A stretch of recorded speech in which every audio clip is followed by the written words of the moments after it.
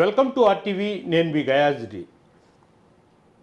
భారతదేశం పాకిస్తాన్ సరిహద్దుల మధ్య యుద్ధ వాతావరణం ఏర్పడి ఉంటే భారతదేశంలో ఉండే హిందువులు ముస్లిమ్స్ మధ్య మాత్రము భేదాభిప్రాయం రోజు రోజుకి పెరుగుతున్నట్లు కూడా తెలుస్తుంది. దీని మీద మాట్లాడేందుకు హిందూ చైతన్య వేదిక రాష్ట్ర ప్రచార విభాగ అధ్యక్షుడు కాకు మురళీరెడ్డి ప్రస్తుతం మనతో ఉన్నారు. ఆయనతో మాట్లాడదాం. నమస్తే మురళీరెడ్డి గారు. నమస్కారం సార్. చెప్పండి, అంటే పాకిస్తాన్ అదేవిధంగా భారత్ల మధ్య యుద్ధం జరుగుతున్న నేపథ్యంలో చాలా చోట్ల అంటే ఈ పాటికే ముస్లిమ్స్లు మొత్తం వచ్చి భారత్లో పుట్టి పెరిగాము, జై భారత్ అంటూ భారతదేశాన్ని మద్దతు, పాకిస్తాన్ మీద యుద్ధం చేయాలంటూ కూడా చేస్తున్నారు.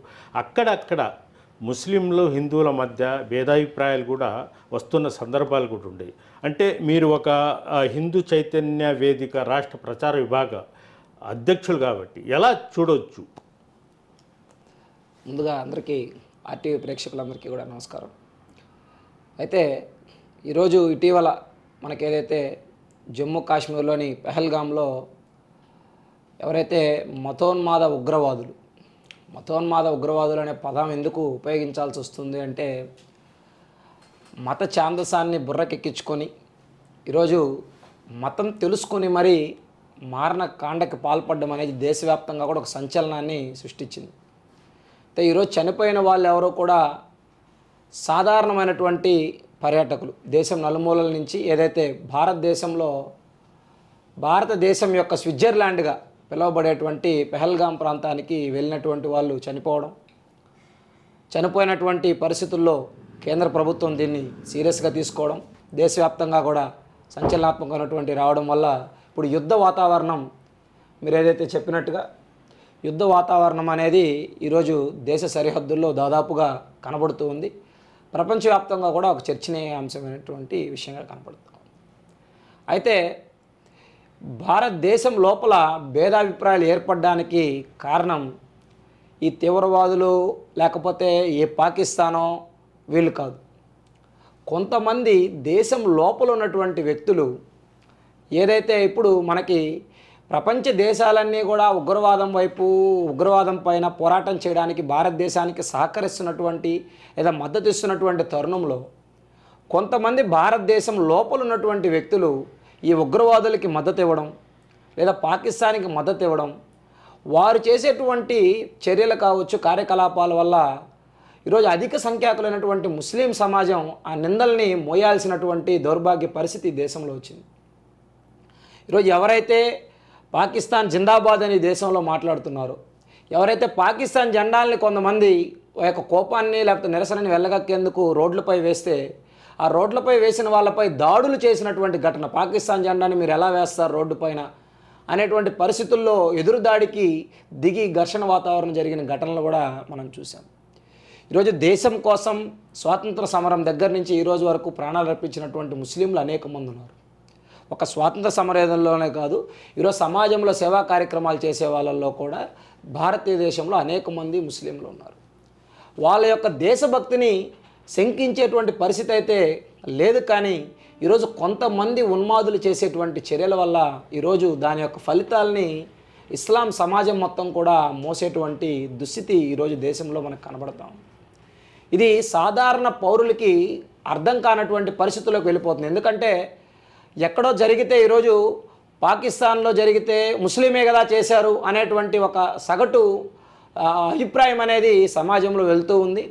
ఇది దేశానికి అంత మంచిది కాదు. ఎందుకంటే ఈరోజు మతాల మధ్య విద్వేషాలు అనేవి ఒకసారి మొదలైతే అది ఏ స్థాయికి వెళ్తాయనేది ఎవరి చేతిలోనూ కూడా ఉండదు. అయితే అటువంటి విద్వేషాలని నియంత్రించడంలో లేకపోతే మాట్లాడేటప్పుడు కానీ స్పందించేటప్పుడు కానీ ఆచితూచి వ్యవహరించాల్సినటువంటి బాధ్యత హిందూ సమాజం మీద ఎంత ఉందో ఇస్లాం సమాజం పైన అంతకన్నా ఎక్కువగా ఉంది. ఎందుకంటే ఇప్పుడున్నటువంటి పరిస్థితుల్లో ఇప్పుడు ఆక్రోశం వెళ్ళగక్కేటువంటి క్రమంలో ఈరోజు ట్రంప్ లాంటి వారు అమెరికా లాంటి దేశంలో బహిరంగంగానే వారు ప్రకటిస్తూ ఉన్నారు, ఇది ఇస్లామిక్ ఉగ్రవాదం ప్రపంచానికే సమస్యగా మారింది అని. మరి ఈరోజు అలా మాట్లాడేటువంటి ట్రంప్ రిపబ్లికన్ పార్టీలో ముస్లింలు లేరా? ఉన్నారు. ఈరోజు మరి అమెరికాలో ముస్లింలు లేరా? ఉన్నారు. మరి అక్కడ ఇటువంటి భావన రాకపోవడానికి కారణం లేదా భారతదేశంలో రావడానికి కారణం ఏంటి అంటే, ఈరోజు సాధారణ ముస్లింలు వేరు, ముస్లిం మతోన్మాదులు వేరు. ఈ రెండింటి మధ్య ఉన్నటువంటి ఆ అంతరాన్ని అర్థం చేసుకున్నటువంటి ప్రయత్నం ప్రజలు చేయాలి. దాన్ని అవగాహన పెంచేటువంటి ప్రయత్నం కూడా ఇస్లాం సమాజం చేయాలి. ఒకటి మురళి గారు, ప్రధానంగా ఏంటంటే పాల్ఘాట్లో పాకిస్తాన్ పెంచి పోషించే ఉగ్రవాద కుక్కలు చేసిన దాడుల్లో సుమారు ఒక 26 మంది దాకా ప్రాణాలు కోల్పోయారు. ఇవి అంతా ముస్లింల పనే అంటూ ఈరోజు ఆ ఎఫెక్టు ముస్లిమ్స్ మీద పడి చాలామంది సఫర్ అవుతున్నారు. అయితే రకరకాలుగా ముస్లిమ్స్ చంపారు ఇదని. అయితే మన మధుసూదన్ సతీమణి అంటే కావలికి చెందిన ఆమె కూడా చెప్పింది, ఒకవేళ ముస్లిమ్స్లు చంపి ఉన్నప్పటికీ మాకు రక్షించింది, అక్కడి నుంచి సేవ్ చేసింది ముస్లిమ్సే, మేము డైరెక్ట్గా అట్లా చెప్పలేమని. అయితే అంటే అందరూ చెప్పడం లే, కొంతమంది మాత్రము ముస్లిమ్స్ మీద ద్వేషం కలిగిన వాళ్ళు మాత్రమే ఈ విధంగా ప్రచారం చేస్తున్నారు. దీన్ని ఎలా చూడొచ్చు? ఇప్పుడు ఏదైతే పహల్గామ్ దాడిలో చనిపోయినటువంటి 27 మందిలో ఒక ముస్లిం సహోదరుడు కూడా ఉన్నారు. అయితే వారెక్కడా కూడా ముస్లింలని లక్ష్యంగా చేసుకొని దాడి చేయలేదు. హిందువులను లక్ష్యంగా చేసుకొని వారి ఐడి కార్డులు పరిశీలించి, వారి జననాంగాలను పరిశీలించి వాటిపైన దాడి చేశారని ప్రత్యక్ష సాక్షులు స్పష్టంగా చెప్తున్నారు. ఇది భేదాభిప్రాయం లేనటువంటి అంశం. ఇది అందరూ కూడా ప్రత్యక్ష సాక్షులు చెప్పినటువంటి విషయం కాబట్టి దీంట్లో మరో వాదన అయితే ఏం లేదు. అయితే ఈరోజు ఆ చనిపోయినటువంటి ముస్లిం సోదరుడు కూడా ఆయన గుర్రాలని నడుపుకునేటువంటి వ్యక్తిగా చెప్తూ ఉన్నారు. ఆయన ప్రతిఘటించాడు. ఈ యొక్క దాడిని ప్రతిఘటించే క్రమంలో వారు తప్పనిసరి పరిస్థితులై ఆయన కూడా చంపాల్సినటువంటి పరిస్థితులు వచ్చాయని చెప్పి కూడా అక్కడ ప్రత్యక్ష సాక్షుల ద్వారా మనకు తెలుస్తూ ఉంది. అయితే ఈ యొక్క దాడిని ఇప్పటి వరకు కూడా ఉగ్రవాదం అనేది, ఉగ్రవాదులు దేవాలయాల్లో బాంబులు పెడతారు, లేకపోతే చర్చిల్లో బాంబులు పెడతారు, మసీదుల్లో కూడా బాంబులు పెడతారు. ఈరోజు పాకిస్తాన్ లాంటి దగ్గర అనేక మసీదుల్లో కూడా గతంలో పేలుళ్ళు జరిగినటువంటి ఘటనలు మనం చూసాం. ఉగ్రవాదులకి వారు వీరు తన మన అనేటువంటి ఉద్దేశం వెళ్ళేటువంటివి లేవు. వారు ఒకే ఉద్దేశంతో పోతూ ఉంటారు. వాళ్ళు ఉన్మాదపు చర్యలకు పరాకాష్ఠగా వాళ్ళు ముందుకు సాగుతూ ఉంటారు. అయితే పహల్గామ్లో జరిగినటువంటి దాడి కొత్తగా ఈరోజు ఒక రిలీజియస్ టర్న్, ఏదైతే మతం వైపు ఉగ్రవాదం అనేది తిరిగినట్టుగా మనం ఈ ఘటన మనం చూడాల్సినటువంటి పరిస్థితి.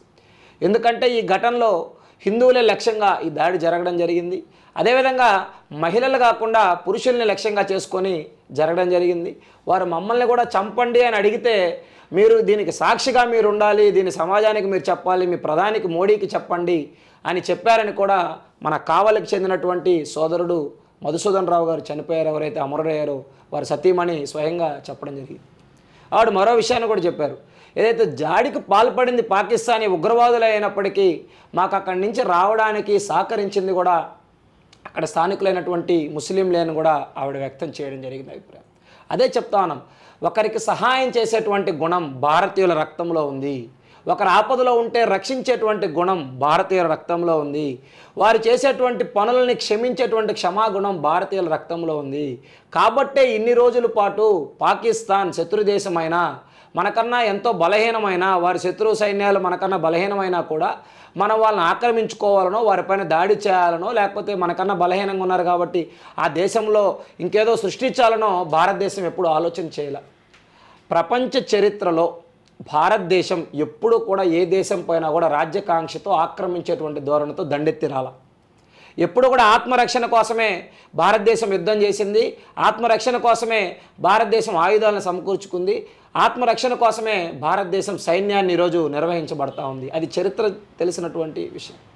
ఈరోజు భారతదేశమే నిజంగా భారతదేశంలో ఉన్నటువంటి శౌర్యానికి, పరాక్రమానికి ప్రపంచం మీద దండెత్తుంటే ఈరోజు ప్రపంచం మొత్తం కూడా భారతదేశంకి సంబంధించినటువంటి సంస్కృతి, హిందూ సంస్కృతి విరాజిల్లేది అనేటువంటి దాంట్లో ఎటువంటి అభిప్రాయం లేదు.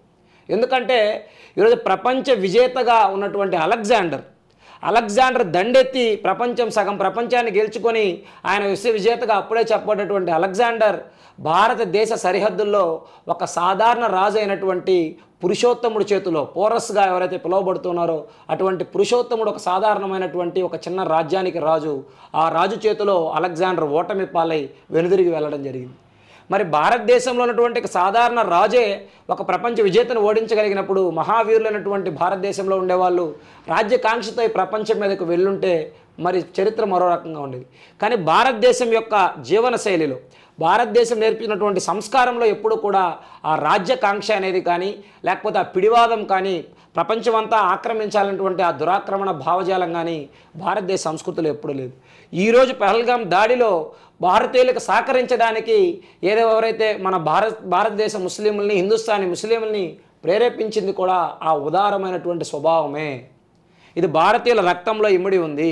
ఈరోజు భారతదేశంలో ఎవరైతే సౌదీ అరేబియా రాజు గతంలో చాలాసార్లు వ్యాఖ్యలు చేశారు, సౌదీ అరేబియా నుంచి అనేక సార్లు.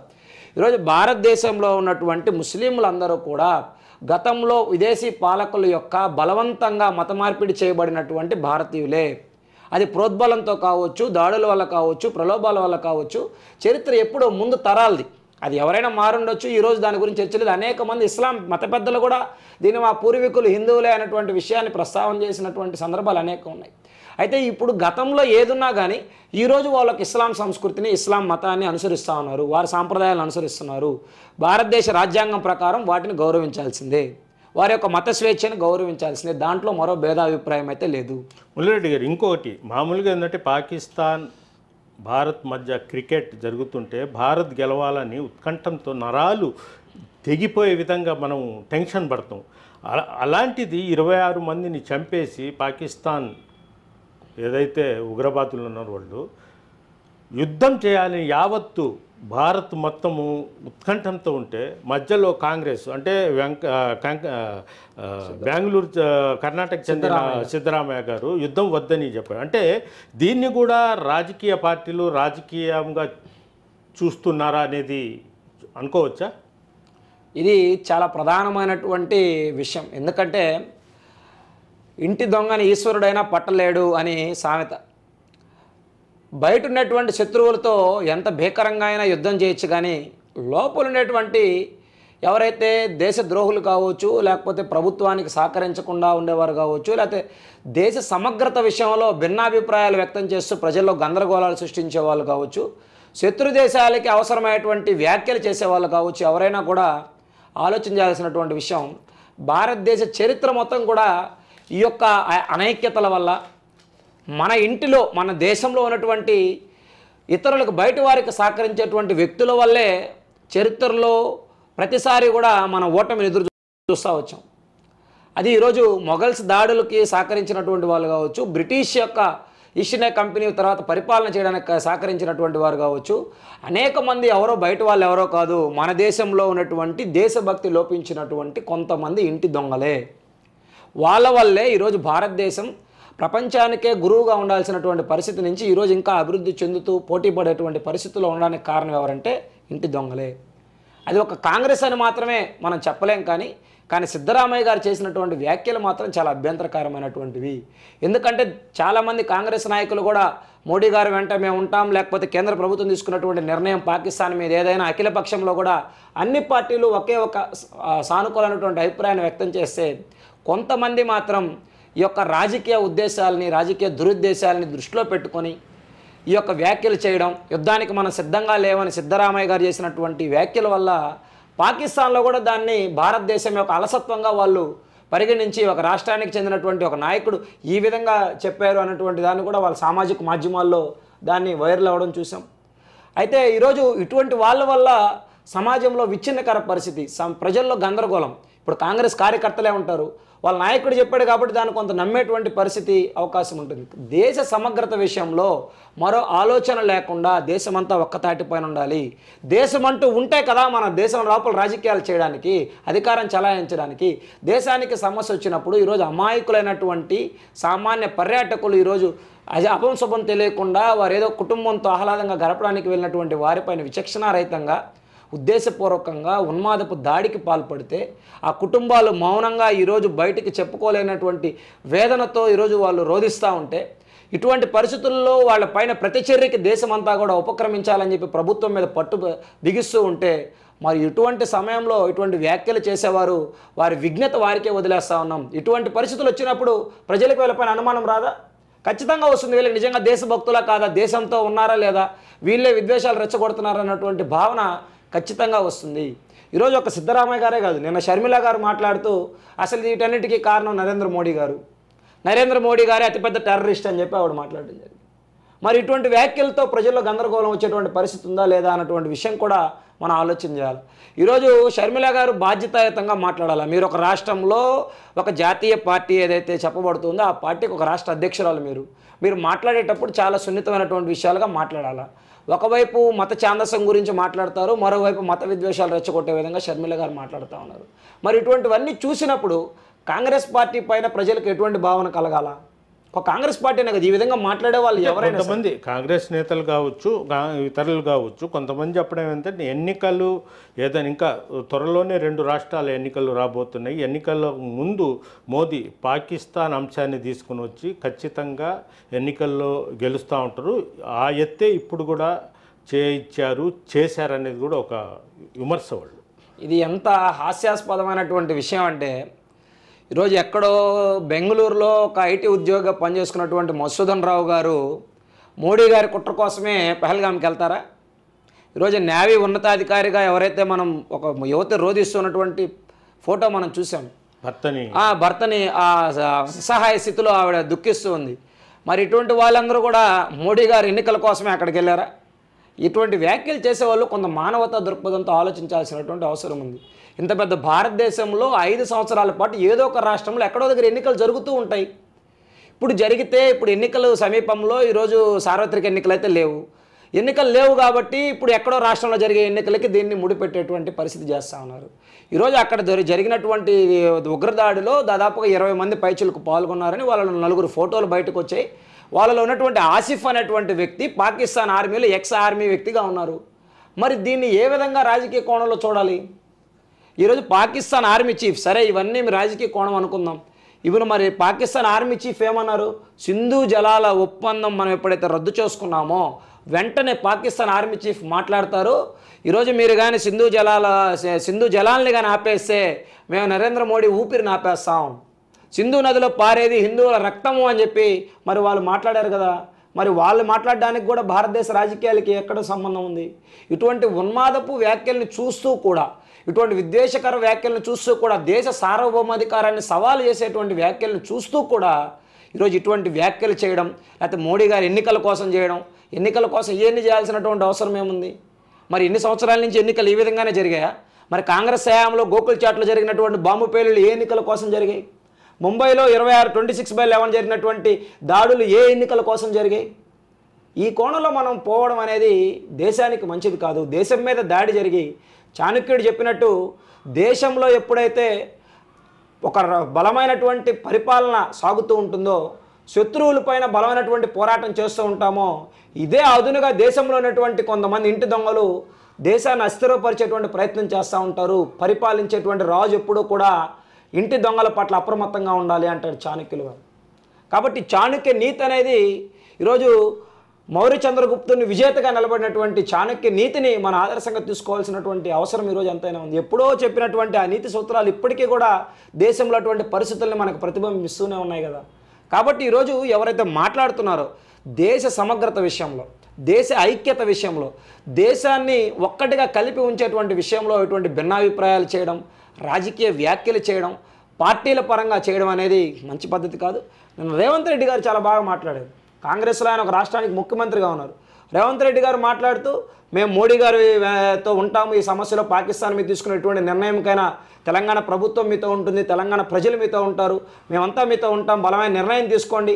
ఆ రోజు ఇందిరాగాంధీ గారి యుద్ధంలో కీలకమైనటువంటి నిర్ణయాలు తీసుకున్నారు, మీరు కూడా బలమైన నిర్ణయాలు తీసుకుంటే ఖచ్చితంగా మేమంతా మీతో ఉంటామన్నారు. అటువంటి సానుకూలమైనటువంటి వాతావరణం ఈరోజు అవసరం ఉంది. కాబట్టి ఏ పార్టీ అయినా సరే రాజకీయాల తర్వాత మనం భారతీయులుగా మనందరం ఒక్కటే. కులాలు వేరైనా, మతాలు వేరైనా, సంస్కృతులు వేరైనా, ఈరోజు మనం అనుసరించేటువంటి అనేక సాంప్రదాయ పద్ధతులు వేరైనా, మనల్ని అందరినీ కలిపి ఉంచేటువంటిది భారతదేశం యొక్క ఆత్మ. భారత్ మాతాకి జై అనేటువంటి నినాదం ఒకటే, భారత రాజ్యాంగం ఒకటే, జనగణమన ఒకటే, వందే మాత్రం ఒకటే. మీకొకటి, నాకొకటి, లేకపోతే ఇంకొకరికో, ఒక రాష్ట్రానికో ఇంకో రాష్ట్రానికో ఇన్ని రాజ్యాంగాలు లేవు, ఇన్ని నినాదాలు లేవు, ఇన్ని జాతీయ గీతాలు లేవు, ఇన్ని జాతీయ గేయాలు లేవు. కాబట్టి ఆ విషయాన్ని మనం అర్థం చేసుకోవాల్సినటువంటి అవసరం ఉంది. మొదటి ఇంకోటి అంటే, ఒకవేళ యుద్ధం జరిగితే ప్రపంచ దేశాల వేదిక ముందు భారత్ పరిస్థితి ఏంటి? ఇప్పుడు యుద్ధం అనేది పూర్తి స్థాయిలో యుద్ధ వాతావరణం మనకు కనపడుతూ ఉంది, కానీ యుద్ధం ఇంకా వచ్చేటువంటి పరిస్థితి అయితే ఇంకా కనపడడం లేదు. అయితే ఈరోజు ఎప్పుడైతే ఈ ఉగ్ర దాడి పాకిస్తాన్ ఉగ్రమూకలు పహల్గాంలో పాల్పడ్డారో ఒక్క భారతదేశమే కాదు ప్రపంచవ్యాప్తంగా కూడా, ఎందుకంటే అందులో ఇద్దరు విదేశీయులు కూడా ఉన్నారు. ఈరోజు ప్రపంచంలో అనేక దేశాలు ఈరోజు భారత్ వైపు, పాకిస్తాన్ సరిహద్దుల వైపు కూడా చూస్తూ ఉన్నాయి. మరి ఈరోజు ఇటలీ కావచ్చు, ఫ్రాన్స్ కావచ్చు, జపాన్ కావచ్చు, రష్యా కావచ్చు, అమెరికా కావచ్చు, అనేక దేశాలు ఈరోజు ఉగ్రవాదంపై జరిగేటువంటి దాడిలో భారత్కి మేము పూర్తిగా సహకరిస్తాము, ఎటువంటి నిర్ణయం తీసుకున్నా భారత్తో మేము ఉంటాము అని చెప్పి ఈరోజు ప్రపంచ వేదికలపైన కూడా భారత్ అనేది ఒక బలమైనటువంటి శక్తిగా ఈరోజు మనకు కనబడతా ఉంది. ఒకవేళ యుద్ధం వస్తే దేశంలో ప్రజల యొక్క సహకారం చాలా అవసరం. ఆహార ఉత్పత్తుల విషయంలో కావచ్చు, లేకపోతే ఆహార పంపిణీ విషయంలో కావచ్చు, లేకపోతే ఆర్థికపరమైనటువంటి విషయాల్లో కావచ్చు, లేకపోతే ప్రభుత్వ పథకాలను అమలు చేయడంలో ఆర్థిక రెవెన్యూ విషయాల్లో కావచ్చు, ప్రజల సహకారం ఎంతో అవసరం. అదేవిధంగా ఈరోజు యుద్ధం కానీ వచ్చి యుద్ధం చేయకపోతే, ఒకవేళ యుద్ధం వచ్చినప్పుడో లేకపోతే మనం ఉగ్రవాద శిబిరాలపైన దాడులు చేయడం ఇటువంటి విషయాల్లో భారతదేశ ప్రజల యొక్క నైతిక మద్దతుతో పాటు ఈరోజు వ్యూహాత్మక ధోరణులతో కూడా ప్రభుత్వం వ్యవహరించాల్సినటువంటి అవసరం ఉంటుంది. ఈరోజు మన పహల్గాం ఉగ్రదాడి ఏ కోణంలో జరిగిందన్నటువంటి విషయాన్ని కూడా మనం ఒకసారి ఆలోచన చేయాలా, విశ్లేషణ చేయాలి. ఎందుకంటే 3 విషయాలు మనం ఆలోచించాలా. అక్కడే ఎందుకు, రెండోది ఈ సమయంలోనే ఎందుకు, దీని ద్వారా వాళ్ళు ఏం సాధించాలనుకుంటున్నారు, ఏం చెప్పాలనుకుంటున్నారు, ఈ 3 అంశాలను కూడా మనం ఒకసారి పరిశీలిస్తే అక్కడే ఎందుకు. ఈరోజు ఏదైతే భారతదేశం యొక్క స్విట్జర్లాండ్గా పిలువబడేటువంటి మైదాన ప్రాంతాలు, ప్రకృతి రమణీయత కలిగినటువంటి ప్రాంతం, అనేక సినిమా షూటింగ్లు కలిగినటువంటి, లేకపోతే అనేక మంది పర్యాటకులను ఆకర్షించేటువంటి ప్రాంతం పహల్గాం. ఈరోజు అమర్నాథ్ యాత్ర కూడా అక్కడి నుంచే మొదలయ్యేటువంటి పరిస్థితి. అక్కడికి కాలినడకన మాత్రమే లేదా గుర్రాల ద్వారా మాత్రమే వెళ్ళగలిగేటువంటి ఆ ప్రాంతాల్లో ఎంచుకోవడానికి గల కారణం ఏంటి అంటే ఎక్కువ మంది పర్యాటకులు అక్కడికి వచ్చేటువంటి పరిస్థితి. ఈరోజు అక్కడ దాన్ని ఎంచుకోవడం ద్వారా ప్రపంచం దృష్టిని ఆకర్షించడం ఒకటి, అదేవిధంగా ప్రపంచవ్యాప్తంగా ఉన్నటువంటి పర్యాటకుల యొక్క మెదళ్ళలో వాళ్ళలో ఒక భయాన్ని, ఒక వాతావరణాన్ని, ఒక టెర్రర్ని క్రియేట్ చేసి ఆ వైపుకు రాకుండా చేయడం ఒకటి. రెండవది, ఈరోజు వారు ఈ సమయంలోనే ఎందుకు అంటే ఇది భారతదేశంలో ఎండలు అధికంగా ఉండేటువంటి సీజను. ఏదైతే ఏప్రిల్ మే నుంచి కూడా జూన్ మధ్యకాలం వరకు కూడా ఎక్కువ మంది పర్యాటకులు చల్లని వాతావరణ ప్రాంతాలకి లేకపోతే పర్వత ప్రాంతాలకి ఎక్కువగా వెళ్ళేటువంటి ఆసక్తి చూపిస్తూ ఉంటారు. కాబట్టి ఇప్పుడు ఆర్టికల్ 370 రద్దు చేసిన తర్వాత ఏర్పడినటువంటి ఉగ్రవాద సంస్థ ఈ దాడికి పాల్పడిందని వాళ్ళే దాన్ని ఒప్పుకొని ప్రకటన చేశారు. ఏదైతే ఆర్టికల్ 370 రద్దు తర్వాత పర్యాటకులు ఎక్కువగా అక్కడికి వెళ్తున్నారు, జమ్మూ కాశ్మీర్లో భూములు కొంటున్నారు, ప్రభుత్వం అందరినీ కూడా ఆహ్వానించింది, వెల్కమ్ చేసింది, రమ్మన్నారు, వెళ్తున్నారు. కాబట్టి ఈ వాతావరణం ఇదే విధంగా కొనసాగితే వారి ఉగ్రవాద కార్యకలాపాలకి ఆటంకం కలుగుతుంది. కాబట్టి ఈ సీజన్లో కానీ మనం చేయగలిగితే వచ్చే పర్యాటకుల యొక్క ఆలోచనలో భయాన్ని మనం సృష్టించవచ్చు అనేటువంటి వాతావరణం ఒకటైతే, పర్యాటకుల మీద ఆధారపడి బతికేటువంటి జమ్మూ కాశ్మీర్కి చెందినటువంటి అనేక పేద ముస్లిం కుటుంబాలు ఉన్నాయి. ఆ పేద ముస్లిం కుటుంబాలకు ఆధారం ఏంటంటే ఈ పర్యాటక రంగమే.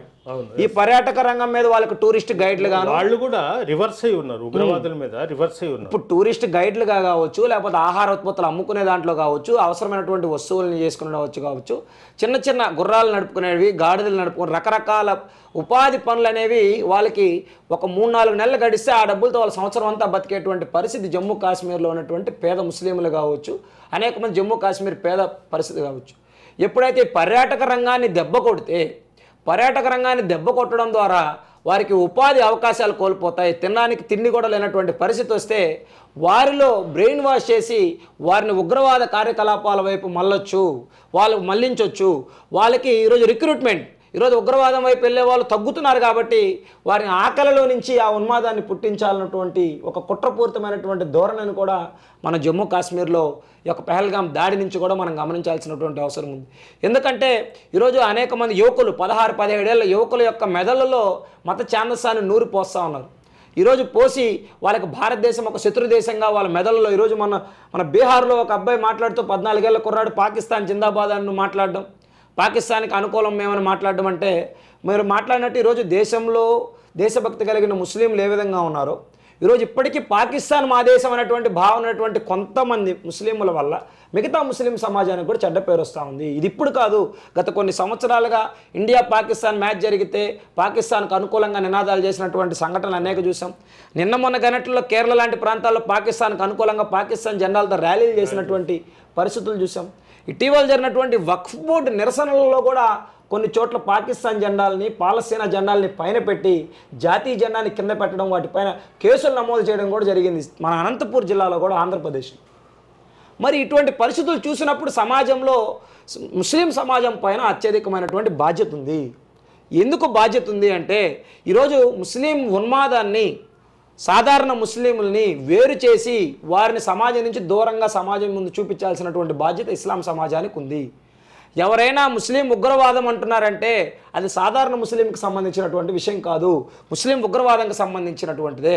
ఇప్పుడు పాకిస్తానీ ముస్లింను మాట్లాడినా, ముస్లిం అని మాట్లాడినప్పుడు అది భారతదేశ ముస్లిము లేకపోతే ఒక ఇస్లాం సోదరుడు మనకు అన్వయించుకుంటే విద్వేషాలు రెచ్చగొట్టబడతాయి. ఇది నాకు సంబంధం లేనటువంటి అంశము. వాళ్ళు ఉగ్రవాదుల గురించి మాట్లాడుతున్నారు, ఇది ఇస్లామిక్ ఉగ్రవాదం అని మనకు చెడ్డ పేరు తీసుకొస్తున్నారు. వీళ్ళను మనం బలంగా ఖండించినప్పుడు ఈ దేశంలో మన ప్రజల పట్ల విశ్వాసాన్ని మనం వ్యక్తం చేయాలన్నటువంటి భావన వాళ్ళకి ఎప్పుడైతే కలుగుతుందో అప్పుడు ఈ విద్వేషాలన్నీ కూడా, ఇప్పటికే కొంత ఇస్లాం సమాజం మేలుకునింది, అవగాహనతో ఈరోజు మాట్లాడుతూ ఉన్నారు. ఈరోజు టెర్రరిస్టుల యొక్క భావనల్ని ఖండిస్తూ ఉన్నారు. ఉగ్రదాడికి పాకిస్తాన్ మీద దాడి చేయాల ప్రభుత్వం అనే అభిప్రాయాలను కూడా ఇస్లాం సమాజం బలంగా వ్యక్తం చేస్తూ ఉంది. ఈ సానుకూలత రావాలి దేశంలో. ఈరోజు కులాలకి మతాలకి అతీతమైనటువంటిది దేశం. ముందు దేశం ఉంటేనే, ఎవరైతే భగత్ సింగ్ కన్నా ముందే ఈ దేశం కోసం ప్రాణత్యాగం చేసినటువంటి గొప్ప దేశభక్తులు అష్ఫాకుల్లా ఖాన్. మీకు దేశం ముఖ్యమా మతం ముఖ్యమా అంటే నాకు దేశమే ముఖ్యమని మాట్లాడినటువంటి ఒక గొప్ప దేశభక్తుడు అష్ఫాకుల్లా ఖాన్. అటువంటి దేశభక్తుల యొక్క స్ఫూర్తితో ఈరోజు ఇస్లాం సమాజం ముందుకు సాగాల్సినటువంటి అవసరం ఉంది. ఈరోజు భారతదేశంలో మొదటి పౌరుడిగా డాక్టర్ ఏపీజే భారతరత్న అబ్దుల్ కలాం గారిని నిలబెట్టినటువంటి దేశం భారతదేశం. ఈ దేశంలో ముస్లింల పట్ల వ్యతిరేకత ఎందుకు ఉంటుంది? కానీ ఈరోజు అటువంటి అబ్దుల్ కలాంనో లేకపోతే అష్ఫాకుల్లా ఖాన్నో లేకపోతే నైజాం పరిపాలనలో రజాకారులకి వ్యతిరేకంగా పోరాడి ఒక జర్నలిస్టుల విలువలను కాపాడి రాష్ట్రంలో ఏం జరుగుతుందో ప్రభుత్వాలకు తెలియజేసినటువంటి షోయబుల్లా ఖాన్ లాంటి వ్యక్తులు, దేశభక్తుల్ని ఇస్లాం సమాజం ఆదర్శంగా తీసుకోవాలి. కానీ ఈరోజు మత ఛాందస్యవాదుల్ని లేకపోతే ఔరంగజేబు లాంటి వారినో లేకపోతే టిప్పు సుల్తాన్ లాంటి వారినో చరిత్ర తెలుసుకోకుండా ఉన్మాదాన్ని పెంచి పోషించిన దురాక్రమణదారుల్ని ఆదర్శంగా తీసుకొని వాళ్ళని హీరోలుగా భావించి ఆ సమాజంలో దాన్ని ముందు పెట్టడం వల్ల కూడా సమాజంలో ఈ ఉన్మాదపు ఆలోచనలు అనేవి, వాళ్ళు హీరోలు అంటే వారు ఏం చేసినా అది హీరోయిజంగా కనపడేటువంటి భావనలు ఈరోజు కనపడతా ఉన్నాయి. ఈరోజు కసబ్బుని హీరో అన్నారనుకోండి ఎవరైనా, కసబ్ హీరో అంటే కసబ్ చేసినవన్నీ కూడా ఆదర్శనీయమైన విషయాలనే అయిపోతాయి. కాబట్టి కసబ్ని కసబ్లాగా చూడాలి. ఈరోజు అష్ఫాకుల్లా ఖాన్లాగా చూడాలి. ఎవరు దేశభక్తులు, ఎవరు దురాక్రమణదారులు అన్నటువంటి ఆ సన్నని రేఖని సమాజం అర్థం చేసుకోగలిగితే ఈ దేశం ఎప్పుడు కూడా ప్రపంచంలో ముందుంటుంది. కాబట్టి ఉగ్రవాదులు చేసినటువంటి కుట్ర ఏదైతే పెహల్గాంలో ఉందో దీనివల్ల రేగినటువంటి చిచ్చు ఆరాలి. అది శాంతితోనా లేకపోతే ప్రతీకార చర్యతోనా అన్నది ప్రభుత్వం తీసుకున్నటువంటి నిర్ణయాలపైన ఉంటుంది. శాంతి అయినా మన శాంతిని వాళ్ళకి అలుసైపోతా ఉంది. మురళీరెడ్డి, చివరిగా అంటే ముస్లిమ్స్లో అంటే ప్రజెంట్ పరిస్థితి చాలా ఇదిగా యుద్ధం జరిగే పరిస్థితి ఏర్పడుతుంది అదే భారతదేశానికి పాకిస్తాన్ మధ్య. ఇలాంటి సమయంలో భారత్లో ఉండే కొంతమంది ముస్లిం చాదస్తో వాళ్ళు కావచ్చు, ఇట్లు హిందువుల్లో చాదస్తో కావచ్చు, వీళ్ళు ఇద్దరి మధ్యన వాట్సాప్ యుద్ధం జరుగుతుంది. వీళ్ళకు కూడా బ్రేక్ పడాలంటే హిందూ చైతన్య వేదిక రాష్ట్ర ప్రచార విభాగ అధ్యక్షులు కాబట్టి మీరు ఎలాంటి సందేశం ఇవ్వబోతారు? ఈరోజు భారతదేశంలో ఈరోజు హిందువుల్ని ఎందుకు లక్ష్యంగా చేసుకున్నారన్నటువంటి ఒక అంశాన్ని పరిశీలిస్తే అన్నిటికీ మనకు సమస్యలకి పరిష్కారం దొరుకుతుంది. ఎందుకంటే ఈరోజు వారు హిందువుల్ని లక్ష్యంగా చేసుకోవడానికి గల కారణం జమ్మూ కాశ్మీర్కి హిందువులు రావద్దు. ఇది ఆక్యుపైడ్ కాశ్మీర్ అయితే ఉందో పాకిస్తాన్ ఆక్రమిత కాశ్మీర్ నుంచి ఆర్టికల్ 370 రద్దు చేసినప్పటి నుంచి కూడా వాళ్ళు చాలా కక్షతో లేకపోతే ప్రతీకారంతో రగిలిపోతూ ఉన్నారు. ఇది మన చేజారిపోతుందేమో అన్నటువంటి భావనతో. జమ్మూ కాశ్మీర్ అనేది ఎప్పుడు భారతదేశంలో అంతర్భాగమే, దాంట్లో మరొక ఆలోచన లేదు, మరొక సందేహం కూడా. మరి అక్కడ హిందువుల పట్ల ఒక విద్వేషాన్నో లేకపోతే ఒక భయాన్నో పెంపొందిస్తే అక్కడి నుంచి హిందువు వెళ్ళిపోతే ఆ భూభాగాన్ని ఆక్రమించుకోవడం సులభం అవుతుంది అన్నటువంటి ఒక దురాశ, ఒక ఆలోచనతో ఇటువంటి ప్రయత్నం చేస్తూ ఉన్నారు. అయితే ఈ ఆలోచనలో భాగంగా ఈరోజు చేసినటువంటి దాడి ఈరోజు దేశవ్యాప్తంగా మీరు ఇప్పుడు అడిగినట్లుగా ఎవరైతే ఇస్లాంలో ఛాందస్వాదులు కావచ్చు, హిందువుల్లో కూడా కొంత రాడికల్ కలిగినటువంటి కొంత భావాలు కలిగినటువంటి వారు కావచ్చు, ఎవరైనా కానీ ఆలోచన చేయాల్సినటువంటి విషయం ఏంటి అంటే మనకి దేశం అనేది ప్రాధాన్యతా క్రమంలో దేశం అనేది మొదట ఉండాలి. మనం అనుసరించేటువంటి ధర్మమైనా, కులమైనా, పార్టీ అయినా, ప్రాంతమైనా, ఏ ఆర్గనైజేషన్ అయినా దేశం తర్వాతే అన్నటువంటి భావన మన మెదడులో, మన ఆలోచనల్లో రావాల్సినటువంటి అవసరం ఉంది. ఇది వచ్చినప్పుడు ఈరోజు సామాజిక మాధ్యమాల్లో కొన్ని తప్పుడు వార్తలు కూడా విస్తృతంగా ప్రచారం అవుతూ ఉన్నాయి. ఏది నిజము ఏది కాదు అని తెలుసుకొని మనం ప్రచారం చేయాల్సినటువంటి అవసరము, ఆవశ్యకత కూడా సమాజం పైన ఉంది. ఈరోజు మన శత్రువులు ఎవరో, మన శత్రువు పైన మనం చేయాల్సినటువంటి పోరాటం ఏందో మనం అర్థం చేసుకోవాల్సినటువంటి అవసరం కూడా ఉంది. ఈరోజు అన్యాయంగా లేకపోతే అనవసరంగా ఎవరిపైన ఒక మాట మాట్లాడడం, ఒక కమెంట్ పెట్టడం, లేకపోతే ఒక ఉద్దేశపూర్వకమైనటువంటి వ్యాఖ్యలు చేయడం సులభం, కానీ దాని ద్వారా వచ్చే ఫలితాన్ని సరిచేయడం అనేది చాలా కష్టతరమైనటువంటి విషయం. ఈరోజు ఇస్లాం సమాజం కూడా అర్థం చేసుకోవాల్సింది, ఈరోజు ఎవరైనా పాకిస్తాన్ని తప్పుపడుతున్నారు అంటే పాకిస్తాన్ని మాత్రమే తప్పుపడుతున్నట్టు. ఇస్లాం ఉగ్రవాదులు అంటున్నారంటే ఉగ్రవాద దాడులకు పాల్పడినటువంటి వారు. అది ఇస్లాం మొత్తాన్ని అన్నట్టుగా, లేకపోతే ఇస్లాంలో ముస్లింలు అంటున్నట్టుగా మీరు దాన్ని భావిస్తే అది అంతరాలకి దారితీస్తుంది. అదేవిధంగా ఈరోజు సామాన్య ముస్లింల పట్ల కాదు మనం వ్యతిరేకత చూపించాల్సింది. ఈరోజు ఉగ్రవాదం మన శత్రువు. ఈరోజు ఎవరైతే మత ఛాందసంగా దేశంలో వ్యవహరిస్తారో వాళ్ళు వ్యతిరేకించండి. మురళి గారు వాళ్ళు చెప్పడేంటంటే ఇస్లాం అంటే మొత్తం అంటే సౌదీ అరేబియా అంటే 40 దేశాలు ప్రపంచం మొత్తం ఉండే ఇస్లాం దేశాలు అంటే ఇస్లాం అంటే ముస్లిం వాళ్ళు మొత్తం టెర్రరిస్టులు కాదు, కేవలం పాకిస్తాన్ టెర్రరిస్టులు అంటే బాగుంటుంది, ఇస్లాం మొత్తం టెర్రరిస్టులు కాదు అనేది వాళ్ళ ప్రశ్న. అంటే ఇక్కడ ఒక సున్నితమైనటువంటి విషయం అర్థం చేసుకోవాల్సింది ఏంటంటే ముస్లింలందరూ తీవ్రవాదులు కాదు, కానీ తీవ్రవాదులందరూ ముస్లింలే. ఈ విషయాన్ని మనం బాగా అర్థం చేసుకోవాల్సినటువంటి చిన్న సన్నటి రేఖ. ఎందుకంటే ఈరోజు దాదాపుగా ప్రపంచ దేశాలు గుర్తించబడినటువంటి దాదాపు 110 ఉగ్రవాద సంస్థలుంటే అన్నీ కూడా ఇస్లామిక్ ఉగ్రవాదం పేరుతోనే ఆ ఉగ్రవాదం నడుస్తూ ఉంది. ఇక్కడ మనం అర్థం చేసుకోవాల్సింది ప్రపంచంలో ఉన్నటువంటి ముస్లింలందరూ ఉగ్రవాదులు కాదు, కానీ ఉగ్రవాదులంతా ముస్లింలే. ఈ యొక్క సన్నని లైన్ మనం అర్థం చేసుకోగలిగితే ఎటువంటి భేదాభిప్రాయాలు అనేవి కూడా ఉండవు. ఈరోజు అటువంటి ఉగ్రవాద సంస్థలన్నీ ఇస్లామిక్ ఆధారంగా జరుగుతున్నాయి కాబట్టి ఈరోజు ట్రంప్ లాంటి వాళ్ళు కానీ ఇతర దేశాలు కానీ ఇది ఇస్లామిక్ ఉగ్రవాదం అంటున్నారు. నాకు చెప్పింది అదే. వాళ్ళేమి అమెరికాలో ఉండే ముస్లింల పైన పోరాటం చేయట్లేదు.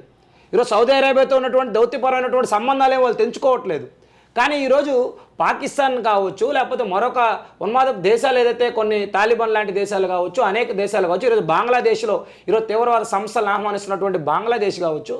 మరి నిన్నటి వరకు బంగ్లాదేశ్ భారతదేశానికి హసీనా గారు ఉన్నంత వరకు కూడా ఎంతో కొంత మిత్రదేశంగా కొనసాగింది. ఈరోజు బంగ్లాదేశ్ ఏర్పడడానికి భారతదేశం సహకరించింది. మరి ఈరోజు అక్కడ పరిపాలకులు మారగానే బంగ్లాదేశ్ భారతదేశానికి శత్రుదేశంగా మారిపోయింది. అక్కడ 8% వరకు ఉన్నటువంటి మైనారిటీల పైన, హిందువుల పైన ఊచకోత జరిగింది. మరి అంతకు ముందున్నటువంటి బంగ్లాదేశ్ సమాజం ఒక్కసారిగా నాయకత్వం మారగానే ఎందుకు మారిపోయింది అనేటువంటి విషయాన్ని మనం ఆలోచించాలి. ఇక్కడ సమస్య సమాజంతో కాదు, వాళ్ళని నాయకత్వం వహిస్తున్నటువంటి నాయకుల పైన, ఆ మత ఛాందసాన్ని ప్రజలపైన రుద్దుతున్నటువంటి నాయకత్వాన్ని వ్యతిరేకిస్తున్నారు, అటువంటి పోకడలను వ్యతిరేకిస్తున్నారు తప్ప సాధారణమైనటువంటి ముస్లిం సమాజం కాదు వ్యతిరేకించేది అన్నటువంటి విషయాన్ని మనం అర్థం చేసుకోవాల్సినటువంటి అవసరం ఉంది. ఈరోజు దేశంలో ఎవరైనా సరే పాకిస్తాన్కి అనుకూలంగా ఉంటే వాళ్ళని బహిష్కరించాల్సిందే, వాళ్ళని శిక్షించాల్సిందే, వాళ్ళ చట్టపరమైనటువంటి చర్యలు తీసుకోవాల్సిందే. ఎవరైనా సరే ఉగ్రవాదులకు అనుకూలంగా ఈరోజు ఢిల్లీలో పాకిస్తాన్ హై కమిషన్లో కేకులు కోసుకుంటారు దాడి జరిగితే. అటువంటి విషయాలు చూసినప్పుడు ఆవేదన, ఆక్రోశం కలగకుండా ఎలాగుంటుంది భారతదేశ పౌరులుగా మనకి. ఈరోజు కేరళలో పాకిస్తాన్ జెండాలతో మనకు అనుకూలంగా నిరసన చేస్తారు. ఎవరో ఒక ఆయన ఆవేశంతో పాకిస్తాన్ జెండాని నేలపై వేసి తొక్కుతుంటే ఆ వ్యక్తి పైన 15 మంది వచ్చి దాడి చేశారు. మరి వీళ్ళని భారతదేశీయులుగా చూడాలా లేకపోతే పాకిస్తాన్ దేశీయులుగా చూడాలా? మరి ఇటువంటి వాళ్ళ వల్ల కదా విద్వేషాలు రెచ్చగొడుతుంది. వీళ్ళని ఎవరో పసిగట్టడానికి ముందే ఇస్లాం సమాజం పసిగట్టాలి, వాళ్ళని సమాజానికి దూరంగా పెట్టాలి. ఇప్పుడు ఏ దేశంలో ఉన్నటువంటి నిన్న బంగ్లాదేశ్లో హిందువులైనా సరే వాళ్ళ బంగ్లాదేశ్ జాతీయ జెండాను ఒక చేతిలో పట్టుకున్నారు, ఒక చేతిలో కాషాయ జెండాను పట్టుకున్నారు. వాళ్ళ దేశభక్తిని వాళ్ళు ఎక్కడ వదిలేయలేదే.